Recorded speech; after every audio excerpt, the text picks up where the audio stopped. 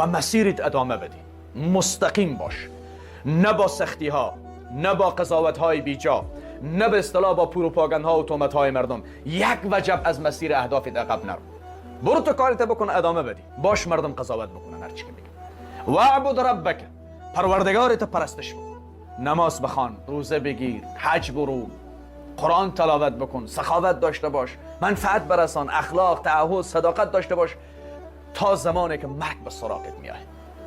پروردگارت میداند ای پیغمبر که تو با شنیدن حرفها و قضاوتهای بی جای مردم دلتنگ میشه، خیلی دلت گرفته میشه. چقدر زیباست این آیت قرآن.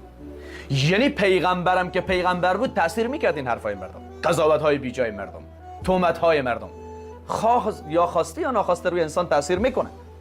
اما راه حلش چیست؟ الله تبارک و تعالی میفرماید ولقد نعلم انک یضیق صدرک بما یقولون.